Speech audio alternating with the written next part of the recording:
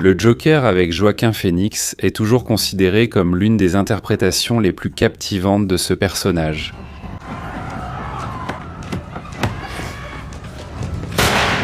Si Heath Ledger s'est fermement imposé comme l'un des meilleurs interprètes d'un méchant déjà formé.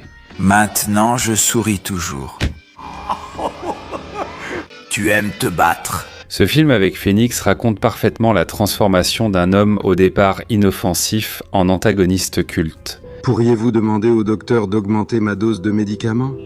Je me sens constamment mal. Il est également peu probable que quelqu'un conteste que, par son niveau de dramatisme, la gravité de sa narration et son réalisme, le Joker interprété par Joaquin Phoenix a atteint un nouveau niveau, jusque-là inatteignable.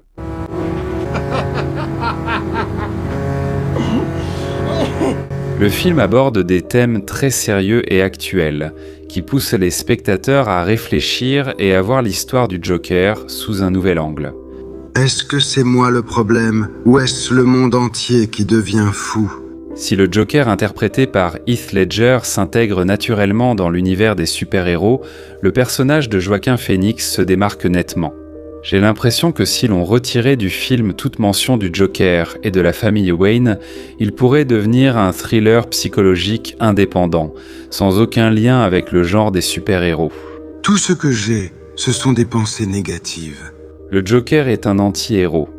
Mais alors, qui est vraiment l'antagoniste dans ce film ? Et quel est le sens principal de l'œuvre ?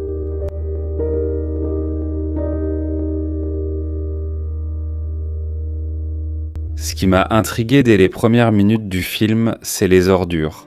Oui, vous avez bien entendu, c'est bien les ordures. Ce thème traverse littéralement tout le film. Les ordures sont mentionnées si souvent qu'elles finissent comme par ressembler à un autre personnage implicite du film. Aujourd'hui marque le 18e jour de grève des éboueurs. Un tas d'ordures et des rats. La grève des éboueurs continue. Où trouverons-nous des ordures maintenant ? Et il le traite comme une ordure ? Les ordures sont constamment sous nos yeux. On en parle dès le début. Elles apparaissent ici et là. On en parle à la télévision et à la radio. Même Joker le mentionne avant de tirer. Et ce n'est clairement pas un hasard.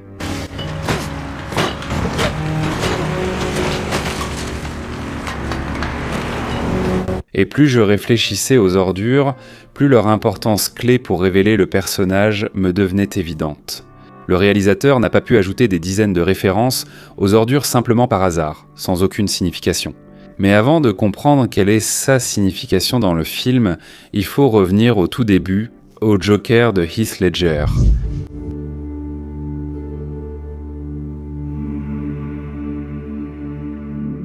En 2008, le film de Dark Knight est sorti, où Batman, malgré son rôle central, s'efface littéralement face au Joker interprété par Heath Ledger. À tel point que jusqu'à la fin du film, il n'est pas clair qui était le véritable protagoniste, Batman ou le Joker. Ledger a réussi à créer un personnage si fort et captivant que l'antagoniste a littéralement éclipsé le héros principal, interprété par la grande star Christian Bale. La mort de l'acteur n'a fait qu'accentuer l'intérêt incroyable du cinéma pour ce personnage. Heath Ledger a reçu un Oscar pour son rôle, malheureusement à titre posthume. Son interprétation du Joker est devenue culte, laissant une empreinte indélébile dans l'histoire du cinéma et lui conférant le statut de légende. Au final, l'idée d'adapter l'histoire d'origine du Joker flottait littéralement dans l'air. Déjà en 2014-2015, Joaquin Phoenix avait exprimé son intérêt à jouer un méchant dans un film de comics à petit budget, semblable à Joker. Bien qu'on lui ait proposé de jouer le Docteur Strange dans l'univers cinématographique Marvel, Joaquin Phoenix a refusé, ne souhaitant pas s'engager sur plusieurs films. Par la suite, il a également refusé le rôle du Joker, estimant que les acteurs précédents avaient pleinement révélé le potentiel du personnage. Cependant, le réalisateur Todd Phillips avait un avis différent. Il voyait dans le Joker l'opportunité de créer un film unique, plus réaliste. Et en août 2017, DC a nommé Phillips réalisateur, producteur et l'un des scénaristes du film Joker. Dans ce contexte, Jared Leto, qui avait auparavant incarné le Joker dans Suicide Squad, s'est indigné en apprenant que Warner Bros. Avait permis à Phillips de travailler sur un film séparé. Leto a même demandé à son producteur musical d'intervenir pour faire annuler le projet. Warner Bros. A longtemps tenté de convaincre Phillips de confier le rôle principal à Leonardo DiCaprio afin d'attirer Martin Scorsese, avec qui DiCaprio avait souvent collaboré. Cependant, Phillips ne voyait que Joaquin Phoenix dans le rôle du Joker. Le scénario a été écrit spécialement pour lui. Je m'appelle Arthur, je vis dans cette ville avec ma mère. Après mûre réflexion, Phoenix a accepté, estimant que le projet était unique et différent des films de studio typiques. C'est ainsi qu'a commencé l'histoire de la création du film culte Joker avec Joaquin Phoenix. Je pensais que ma vie était une tragédie. Maintenant, je comprends que c'est une putain de comédie. Après le Joker de Heath Ledger, Todd Phillips faisait face à une tâche loin d'être évidente. Comment montrer la transformation d'une personne inoffensive en un tel personnage ? Viens ici. Hé. Regarde-moi. Qu'est-ce qui pourrait pousser quelqu'un à se maquiller le visage de cette façon et à emprunter la voie du crime ? Est-il né comme ça ou l'est-il devenu au fil de sa vie ? Quelle en est la cause ? Ces questions sont à la base du film, qui cherche à montrer le parcours complexe et douloureux qu'a traversé Arthur Fleck avant de devenir le Joker. Arthur Fleck est un homme à la psyché extrêmement instable, ayant subi des violences de la part de sa mère adoptive et de son beau-père. Nous savons qu'il a subi un traumatisme crânien et qu'il souffre de crises de rire incontrôlables.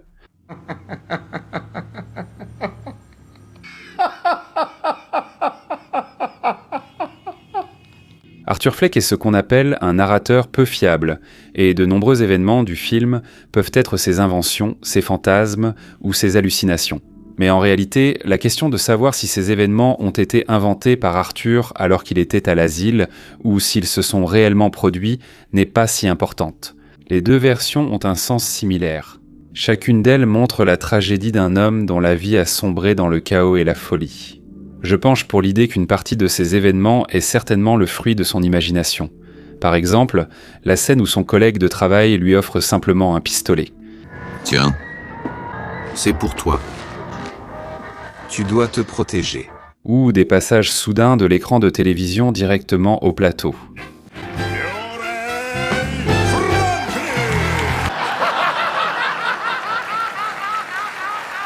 Soudainement, des wagons de métro vides.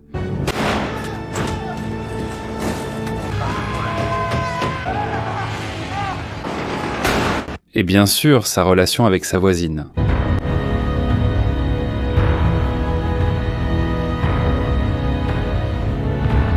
Le caractère irréel de ces relations est clairement illustré par cette scène. Mon Dieu, qu'est-ce que vous faites ici? Vous vous êtes trompé d'appartement. En réalité, ce qui importe, ce n'est pas de savoir s'il a vraiment tué toutes ces personnes, mais que ce qui se passe dans la tête d'Arthur Fleck est aussi réel pour lui que notre réalité objective l'est pour nous. Cela souligne la profondeur de son trouble mental et brouille les frontières entre l'imaginaire et la réalité.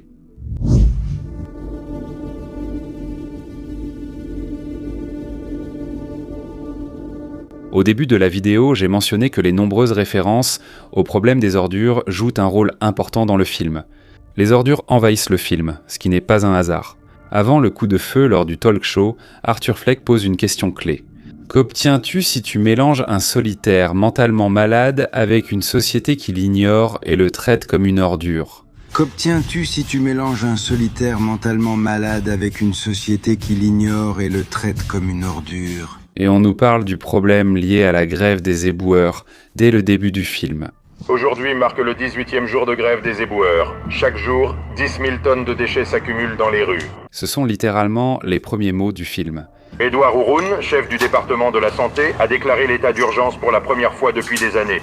À cause de cela, les ordures sur les larrons sont partout, et avec elles arrivent tous des hordes de rats. On ne peut plus marcher dans les rues. Des tas d'ordures et des rats partout. Les autorités ne se dépêchent pas de résoudre ce problème. La tension dans la société augmente. Les gens deviennent agressifs, et cette agressivité se traduit par des actes illégaux. Tabassez-le. Ce gaz est faible. Il ne nous fera rien. Des adolescents passent à tabac Arthur Fleck. La criminalité augmente dans la ville. Un clown inoffensif travaille dans la rue avec une pancarte « Everything must go », ce qui signifie « Tout est à vendre ». De telles pancartes signifient généralement une chose, le magasin liquide tout en raison de sa fermeture. Cela est confirmé par la scène où l'on demande à Arthur de rendre la pancarte, car même une chose aussi insignifiante a de la valeur pour son employeur. Il dit « Tu as simplement disparu. Tu ne lui as même pas rendu la fiche. Rends-lui la fiche. » Il a failli faire faillite, comprends, Arthur. Cet épisode souligne l'état général de déclin économique et de désespoir dans lequel se trouvent les habitants de la ville. Cela impacte mon entreprise. Les clients ne peuvent pas venir jusqu'ici à cause des déchets dans les rues. Le bâtiment et les propriétaires s'inquiètent de la hausse du prix du mazout. Les locataires de la capitale anticipent des difficultés financières. Le bâtiment dans lequel vit Arthur est également dans un état déplorable. Un bâtiment horrible, n'est-ce pas? Un bâtiment horrible, hein, maman? Il est tellement horrible, maman. Les autorités de la ville réduisent le financement. C'est pour cela qu'Arthur Fleck se voit refuser une psychothérapie gratuite. On nous a réduit le budget. Nous fermons la semaine prochaine. La ville a réduit le financement dans tous les domaines, y compris les services sociaux. Une personne souffrant manifestement de troubles mentaux se retrouve livrée à elle-même. Elle n'a plus les moyens d'acheter ses médicaments. Comment vais-je avoir mes médicaments désormais? Chez qui? Personne ne se soucie de lui. Même le psychothérapeute d'Arthur l'admet, en disant que tout le monde se fiche des gens comme lui. Exactement comme tout le monde se fiche d'elle aussi. Il se fiche des gens comme vous, Arthur, et encore plus des gens comme moi. Arthur se fait tabasser devant ces mêmes sacs poubelles, soulignant qu'il est lui-même considéré comme un déchet par tout le monde. Cette scène symbolise l'attitude de la société envers des gens comme Arthur, qui sont perçus comme des êtres inutiles, bons à jeter. Les ordures éparpillées dans les rues et Arthur, victime de violence, deviennent des métaphores de l'indifférence et de la cruauté mutuelle qui règne dans la ville. Le problème des ordures, c'est la cerise sur le gâteau. Et que font les autorités? Elles gavent les citoyens de talk-show pour les détourner des vrais problèmes.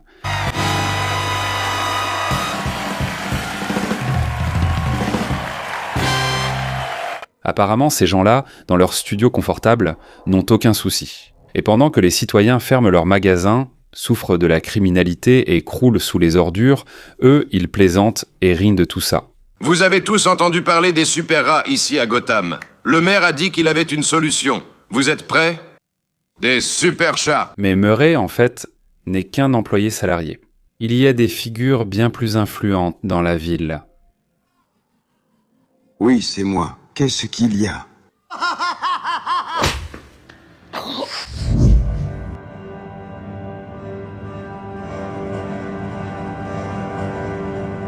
Arthur Fleck est l'anti-héros de ce film.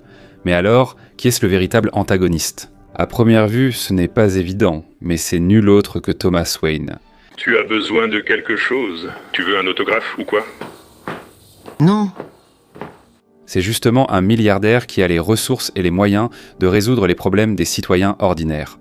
Mais il préfère s'enfermer dans son manoir derrière une haute clôture et briguer la mairie. C'est l'une des raisons pour lesquelles j'ai choisi de briguer la mairie. Les 3 hommes qui ont attaqué Arthur et ont été tués par lui étaient des employés de la société Wayne. Oui, les 3 travaillaient chez Wayne Investments. Modestes, instruits. Cependant, je ne les connaissais pas personnellement. Thomas Wayne déclare que les citoyens moins aisés soutiennent le meurtrier. Et que les membres les moins prospères de la société prennent le parti du meurtrier. Oui, c'est un fait honteux. Ils envient les gens qui ont mieux réussi qu'eux. Ce qui souligne clairement la division dans la société. Cela démontre l'attitude envers Wayne et son entourage. La ville est divisée entre ceux qui ont de l'argent et ceux qui n'en ont pas. Ceux d'entre nous qui ont réussi dans la vie regarderont ces ratés comme de simples clowns. Je pense que le mépris envers les employés de Wayne Enterprise montre clairement qu'ils se permettent bien plus de choses que les gens ordinaires. Non, mais tu te rends compte? Qu'ils aillent au diable. Pour moi, celui qui a fait ça est un héros. Thomas Wayne, en même temps, appelle ces gars sa famille. Tous les employés de Wayne, anciens et actuels, sont sa famille. Et il traite l'assassin de lâche. Seul un lâche est capable de commettre un meurtre commis de sang-froid, qui se cache derrière un masque. Et tous les autres, qui n'ont pas pleuré la mort de ces 3-là, ne sont pour lui que des ratés.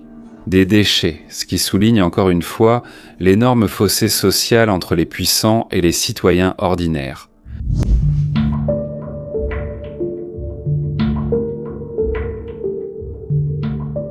Alors, de quoi parle ce film? Il s'agit du fait que la responsabilité de transformer des personnes comme Arthur Fleck en criminels dangereux incombe avant tout au système. On peut blâmer Arthur en affirmant qu'il est lui-même responsable de ses actes. Mais si vous aviez grandi dans les mêmes conditions, si le destin vous avait traité comme il l'a été, et si la société vous avait rejeté et jeté à la rue comme un déchet, qui seriez-vous devenu ? On nous a réduit le budget. Comment vais-je récupérer mes médicaments ? Ils n'en ont rien à faire des gens comme vous, Arthur. Le film soulève des questions importantes sur la responsabilité sociale. Ceux qui prennent des décisions et gèrent avec les ressources sont responsables des conditions dans lesquelles la société vit. Ils sont responsables de ne pas avoir apporté de soutien, de traitement ou de travail à des personnes comme Arthur, des personnes mentalement malades et vulnérables. Le film montre clairement que la société et le système qui ignorent et répriment les besoins de leurs membres les plus faibles portent la responsabilité de leur transformation en monstres.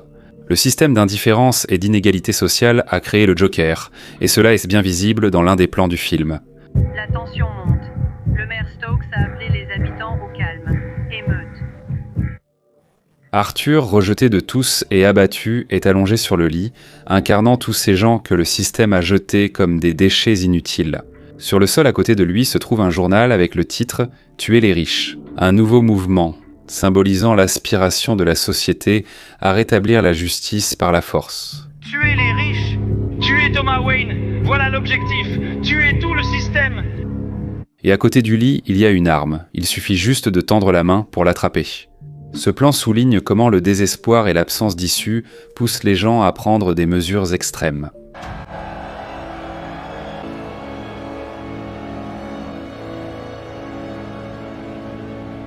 Arthur Fleck n'est pas le seul à s'être retrouvé dans une telle situation, mais il est devenu le symbole de la façon dont la société, en ignorant les problèmes de ses membres les plus faibles, crée elle-même des monstres. Le film montre clairement que la responsabilité de telles transformations ne repose pas seulement sur les individus eux-mêmes, mais aussi sur le système qui les rejette et les opprime. C'est pourquoi il ne faut pas s'étonner que ceux qui sont indirectement impliqués dans la création de ce système, en instaurant l'injustice, finissent par en récolter les conséquences. Comme l'a dit lui-même Arthur Fleck, qu'obtiens-tu si tu mélanges un solitaire mentalement malade avec une société qui l'ignore et le traite comme un déchet ? Qu'obtiens-tu si tu mélanges un solitaire mentalement malade avec une société qui l'ignore et le traite comme un déchet ? Tout cela s'est aussi retourné contre Murray. Tu recevras ce que tu mérites. Et à Thomas Wayne lui-même. Prends ce que tu mérites. Non, attends, non. La dernière blague du Joker n'a jamais été racontée, et il ne nous reste plus qu'à deviner de quoi il s'agissait. J'ai inventé une blague. Vous ne voulez pas me la raconter ? Vous ne comprendrez pas. Cependant, à en juger par la scène où le petit Bruce Wayne se tient parmi les sacs poubelles près de son père sans vie. On peut supposer que c'est là tout le sens de la blague, l'ironie du destin. Le système dont Thomas Wayne était le visage a créé le Joker, et le mouvement dont le Joker est devenu le symbole a finalement engendré Batman. Ainsi, le Joker et Batman sont vraiment comme le yin et le yang, à la fois semblables et opposés. Ils incarnent les deux faces d'une même pièce, le chaos et l'ordre, la folie et la justice. Chacun d'eux est une réaction aux actions de l'autre. Leur affrontement est inévitable, car l'un ne peut exister sans l'autre. Écrivez dans les commentaires si vous êtes d'accord avec ma vision du film et si vous souhaitez une analyse comparative du Joker de Heath Ledger avec celui de Joaquin Phoenix. Et si vous n'avez pas encore vu ma critique du Joker, je laisserai le lien dans la description, ou cliquez simplement sur le lien qui va apparaître maintenant sur votre écran. Tu te souviens, tu m'as dit que mon rire était une maladie, qu'il y avait quelque chose qui n'allait pas chez moi ? C'est vrai.